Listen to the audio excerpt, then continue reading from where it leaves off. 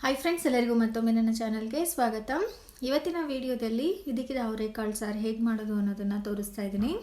ಚಳಿಗಾಲ ಬಂತು ಅಂದರೆ ಸಾಕು, ಅವರೆಕಾಯ್ದೆ ದರ್ಬಾರು ಅಂತ ಹೇಳ್ಬೋದು. ಅವರೆಕಾಯಿನ ತೊಗೊಂಡು ಬಂದು ನಾವು ಕಾಳನ್ನೆಲ್ಲ ಸ್ವಲ್ಪ ಚಿಪ್ಪೆ ಎಲ್ಲ ತೆಗೆದುಬಿಟ್ಟು ಇದಕ್ಕೆ ಇಟ್ಟು ಈ ಸಾರನ್ನ ಮಾಡ್ತಾಯಿದ್ರೆ ಮುದ್ದೆಗೆ, ಅನ್ನಕ್ಕೆ ಮತ್ತು ದೋಸೆಗೆಲ್ಲ ಸೂಪರ್ ಕಾಂಬಿನೇಷನು. ಅದೇ ರೀತಿ ತುಂಬ ಸುಲಭವಾಗಿ ಸಹ ಮಾಡ್ಕೋಬೋದು. ಹೇಗೆ ಮಾಡೋದು ಅನ್ನೋದನ್ನು ನೋಡೋಣ ಬನ್ನಿ. ನಾನು ಕಾಳು ಒಂದು 1/4 kg ಅವರೆಕಾಯಿನ ಸುಲಿದ್ಬಿಟ್ಟು ಈ ಥರ ಇದಕ್ಕೆ ಇಟ್ಟಿದ್ದೀನಿ. ನೀವು ಬೇಕಾದರೆ ಇದಕ್ಕಿರೋವಂಥ ಅವರೆಕಾಳನ್ನು ಸಹ ತೊಗೊಬರ್ಬೋದು. ಒಂದು 3 ಈರುಳ್ಳಿನ ನೋಡಿ ಈ ಥರ ಕಟ್ ಮಾಡಿ ಇಟ್ಟಿದ್ದೀನಿ. ಒಂದು ಸ್ವಲ್ಪ ಬೆಳ್ಳುಳ್ಳಿ, ಒಂದು ಸ್ವಲ್ಪ ಶುಂಠಿ ಬೇಕಾಗುತ್ತೆ. ಒಂದು ಬಾಣಲಿಗೆ ಇದನ್ನೆಲ್ಲ ಹಾಕಿ ಫ್ರೈ ಮಾಡ್ಕೊಳ್ಳೋಣ. ಒಂದು 2 ಸ್ಪೂನಷ್ಟು ಎಣ್ಣೆ ಹಾಕಿಬಿಟ್ಟು ಈರುಳ್ಳಿ, ಬೆಳ್ಳುಳ್ಳಿ ಮತ್ತು ಶುಂಠಿನ ಇದರಲ್ಲಿ ಸೇರಿಸ್ಕೊಳ್ಳೋಣ. ಸ್ವಲ್ಪ ಈರುಳ್ಳಿನ ಬಾಡಿಸ್ಕೊಳ್ಳೋಣ. ಇದ್ರ ಜೊತೆಗೇ ಒಂದು ಸ್ವಲ್ಪ ಚಕ್ಕೆ, ಒಂದು 3 ಲವಂಗನ ಸೇರಿಸ್ಕೊಳ್ಳೋಣ. ಇದಕ್ಕೆ ಜಾಸ್ತಿ ಮಸಾಲೆ ಹಾಕಬೇಕು ಅನ್ನೋದು, ಗರಂ ಮಸಾಲೆ ಹಾಕಬೇಕು ಅನ್ನೋ ಅವಶ್ಯಕತೆಯೂ ಏನೂ ಇಲ್ಲ.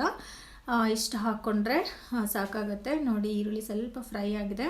ಇವಾಗ ಒಂದು ಟೊಮೊಟೊನೂ ಸಹ ಇದರಲ್ಲಿ ಸೇರಿಸ್ಕೊಳ್ಳೋಣ. ಟೊಮೊಟೊನೂ ಅಷ್ಟೇ ಸ್ವಲ್ಪ ಬಾಡಬೇಕು, ಅಲ್ಲಿವರೆಗೂ ನೀವು ಫ್ರೈ ಮಾಡ್ತಾ ಬರಬೇಕು. ಇವಾಗ ಖಾರದ ಪುಡಿನ ಸೇರಿಸ್ಕೊಳ್ಳೋಣ. ಖಾರಕ್ಕೆ ಅನುಸಾರವಾಗಿ ಖಾರದ ಪುಡಿನ ಸೇರಿಸ್ಕೊಳ್ಳೋಣ. ಒಂದು 2.5 ಸ್ಪೂನಷ್ಟು ಖಾರದ ಪುಡಿನ ಇದರಲ್ಲಿ ಸೇರಿಸ್ತಾ ಇದ್ದೀನಿ. ಮತ್ತು 2 ಸ್ಪೂನಷ್ಟು ಧನಿಯಾ ಪುಡಿನ ನಾನು ಹಾಕ್ಕೊತಾ ಇದ್ದೀನಿ. ಒಂದು ಸ್ವಲ್ಪ ಅರಿಶಿಣ, ಒಂದು ಅರ್ಧ ಸ್ಪೂನಷ್ಟು ಗರಂ ಮಸಾಲ, ಇಷ್ಟನ್ನು ಹಾಕ್ಬಿಟ್ಟು ಮೀಡಿಯಮ್ ಫ್ಲೇಮಲ್ಲಿ ಸ್ವಲ್ಪ ಫ್ರೈ ಮಾಡ್ಕೊಳ್ಳೋಣ. ಇದನ್ನು ಆಫ್ ಮಾಡಿಬಿಟ್ಟು ಇವಾಗ ಒಂದು ಸ್ವಲ್ಪ ತೆಂಗಿನಕಾಯಿನೂ ಇದರಲ್ಲಿ ಸೇರಿಸ್ತಾ ಇದ್ದೀನಿ. ಇಷ್ಟನ್ನು ನಾವು ರುಬ್ಬಬೇಕಾಗತ್ತೆ. ತೆಂಗಿನಕಾಯಿ ನೋಡಿ, ಕೊತ್ತಂಬರಿ ಸೊಪ್ಪನ್ನು ಸಹ ಇದರಲ್ಲಿ ಸೇರಿಸ್ಬಿಟ್ಟು ಈ ಮಸಾಲೆ ಎಲ್ಲ ಸ್ವಲ್ಪ ತಣ್ಣಗಾದಮೇಲೆ ನಾವು ಮಿಕ್ಸಿ ಜಾರಲ್ಲಿ ಹಾಕಿ ರುಬ್ಕೋಬೇಕಾಗತ್ತೆ. ನುಣ್ಣಗೆ ಪೇಸ್ಟ್ ಮಾಡ್ಕೋಬೇಕು. ಸ್ಟವ್ನ ಆಫ್ ಮಾಡಿ ಒಂದು 5 ನಿಮಿಷ ಹಾಗೆ ಇಟ್ಟರೆ ಚೆನ್ನಾಗಿ ತಣ್ಣಗಾಗುತ್ತೆ. ಕೂಲ್ ಆದಮೇಲೆ ಮಿಕ್ಸಿ ಜಾರಲ್ಲಿ ಈ ಮಸಾಲನೆಲ್ಲ ಸೇರಿಸ್ಕೊಳ್ಳೋಣ.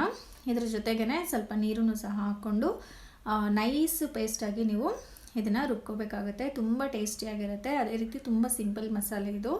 ಖಂಡಿತ ನೀವು ಸಹ ಟ್ರೈ ಮಾಡಿ, ಇಷ್ಟ ಆಗುತ್ತೆ. ನೋಡಿ, ಕುಕ್ಕರ್ ಇಟ್ಕೊಂಡಿದ್ದೀನಿ. ಕುಕ್ಕರಲ್ಲಿ ಒಂದು 2 ಸ್ಪೂನ್ ಎಣ್ಣೆ ಹಾಕಿ ಸ್ವಲ್ಪ ಸಾಸಿವೆ ಹಾಕ್ಕೊತಿದ್ದೀನಿ. ನೀವು ನಾರ್ಮಲ್ ಪಾತ್ರೆಯಲ್ಲೂ ಸಹ ಮಾಡ್ಕೋಬೋದು. ಕುಕ್ಕರಲ್ಲಿ ಮಾಡಿದ್ರೆ 1 ವಿಸಿಲ್ ತೊಗೊಂಡ್ರೆ ನಮಗೆ ಸಾಕು. ಅದೇ ರೀತಿ ತುಂಬ ಫಾಸ್ಟಾಗೂ ಸಹ ಆಗುತ್ತೆ. ಸ್ವಲ್ಪ ಕರಿಬೇವಿನ ಸೊಪ್ಪು ಮತ್ತು ಒಂದು ಈರುಳ್ಳಿ ಹಾಕ್ಬಿಟ್ಟು ಒಗ್ಗರಣೆ ಹಾಕ್ಕೊಳ್ಳೋಣ. ನೋಡಿ, ಈರುಳ್ಳಿ ಸ್ವಲ್ಪ ಫ್ರೈ ಆದಮೇಲೆ ನಾವು ಇದಕ್ಕಿರೋಂಥ ಅವರೆಕಾಳನ್ನ ಇದರಲ್ಲಿ ಸೇರಿಸ್ಕೊಂಡು ಅದನ್ನು ಸ್ವಲ್ಪ ನಾವು ಫ್ರೈ ಮಾಡ್ಕೋಬೇಕಾಗತ್ತೆ. ನೋಡಿ, ಸ್ವಲ್ಪ ಈರುಳ್ಳಿ ಎಲ್ಲ ಕಲರ್ ಚೇಂಜ್ ಆಯಿತು. ಇವಾಗ ಕಾಳನ್ನ ಇದರಲ್ಲಿ ಸೇರಿಸ್ಕೊಂಡು ಒಂದು 5 ನಿಮಿಷಗಳ ಕಾಲ ಹಾಗೆ ಎಣ್ಣೆಯಲ್ಲಿ ನಾವು ಫ್ರೈ ಮಾಡ್ಕೋಬೇಕು. ಸ್ವಲ್ಪ ಕಲರ್ ಚೇಂಜ್ ಆಗುತ್ತೆ, ಅಲ್ಲಿವರೆಗೂ ನೀವು ಇದನ್ನು ಫ್ರೈ ಮಾಡ್ಕೋಬೇಕು. ತುಂಬಾ ಈಸಿ, ಅದೇ ರೀತಿ ತುಂಬ ಫಾಸ್ಟಾಗೂ ಆಗುತ್ತೆ. ಇನ್ನೇನು ಸಂಕ್ರಾಂತಿ ಹಬ್ಬನೂ ಬಂತು. ಸಂಕ್ರಾಂತಿ ಹಬ್ಬ ಅಂತಲೇ ಅಲ್ಲ, ಚಳಿಗಾಲದಲ್ಲಿ ಈ ಸಾರು ಕಾಮನಾಗಿ ಎಲ್ಲರ ಮನೇಲೂ ಮಾಡ್ತಾರೆ. ಈ ರೀತಿ ಒಮ್ಮೆ ಮಾಡಿ ನೋಡಿ, ತುಂಬಾ ರುಚಿಯಾಗಿರುತ್ತೆ. ಅದೇ ರೀತಿ ತುಂಬ ಸುಲಭವಾಗಿ ಸಹ ನಾವು ಮಾಡ್ಕೋಬೋದು. ಇವಾಗ ಒಗ್ಗರಣೆಗೆ ನಾವು ರುಬ್ಬಿರೋಂಥ ಮಸಾಲಾನ ಸೇರಿಸ್ಕೊಳ್ಳೋಣ. ನೀರನ್ನು ಸಹ ಸೇರಿಸ್ಕೊಳ್ಳೋಣ. ನಾವು ತಿಕ್ನೆಸ್ ನೋಡಿಕೊಂಡು ನೀರನ್ನು ಹಾಕ್ಕೊಳ್ಳೋಣ. ಇವಾಗ ರುಚಿಗೆ ಎಷ್ಟು ಬೇಕೋ ಅಷ್ಟು ಉಪ್ಪನ್ನು ಸಹ ಸೇರಿಸ್ಕೊಂಡು ಕುದಿ ಬರಬೇಕಾದ್ರೆ ಕುಕ್ಕರ್ನ ಮುಚ್ಚಿಬಿಡೋಣ. ಕುಕ್ಕರಲ್ಲಿ ಮಾಡಲ್ಲ ಅನ್ನೋರು ಸೇಮ್ ಇದೇ ರೀತಿ ಮಾಡಿಕೊಂಡು ಪಾತ್ರೆಯಲ್ಲಿ ಬೇಳೆ ಬೇಯೋವರೆಗೂ, ಅಂದರೆ ಕಾಳು ಚೆನ್ನಾಗಿ ಬೇಯಿಸ್ಕೋಬೇಕಾಗತ್ತೆ. ಕುಕ್ಕರಲ್ಲಿ 1 ವಿಸಿಲ್ ಮೇಲೆ ನೀವು ತೊಗೋಬಾರ್ದು. ಆಮೇಲೆ 1 ವಿಸಿಲ್ ಮೇಲೆ ಆಯಿತು ಅಂದರೆ ಅದು ನುಣ್ಣಗಾಗಿ ಹೋಗ್ಬಿಡುತ್ತೆ. ಅದರಿಂದ 1 ವಿಸಿಲ್ ತೊಗೊಂಡ್ರೆ ಸಾಕು. ನೋಡಿ, 1 ವಿಸಿಲ್ ಆಗಿದೆ. ನೋಡಿ, ಸಾರು ತುಂಬಾ ಸೂಪರಾಗಿ ರೆಡಿಯಾಗಿದೆ. ಕಾಳೂ ಅಷ್ಟೇ ಕರೆಕ್ಟಾಗಿ ಹದವಾಗಿ ಬೆಂದಿದೆ, ನುಣ್ಣಗೂ ಆಗಿಲ್ಲ. ಅದೇ ರೀತಿ ನೀಟಾಗಿ ಬೆಂದಿದೆ. ಇದನ್ನು ಮುದ್ದೆ ಜೊತೆ ಸರ್ವ್ ಮಾಡಿ ಅನ್ನ, ದೋಸೆ, ಇಡ್ಲಿಗೆಲ್ಲ ಒಳ್ಳೆ ಕಾಂಬಿನೇಷನು. ಖಂಡಿತ ನೀವು ಸಹ ಟ್ರೈ ಮಾಡಿ. ಹೇಗೆ ಬಂದಿತ್ತು ಅನ್ನೋದನ್ನು ನನಗೆ ಕಮೆಂಟ್ ಬಾಕ್ಸಲ್ಲಿ ತಿಳಿಸಿ. ಅದೇ ರೀತಿ ಈ ವಿಡಿಯೋ ನಿಮಗೆ ಇಷ್ಟ ಆಗಿದೆ ಅಂತ ನಾನು ಭಾವಿಸ್ತೀನಿ. ಇಷ್ಟ ಆಗಿದರೆ ಲೈಕ್ ಮಾಡಿ, ಶೇರ್ ಮಾಡಿ ಮತ್ತು ನನ್ನ ಚಾನಲ್ನ ಸಬ್ಸ್ಕ್ರೈಬ್ ಮಾಡಿ. Thank you.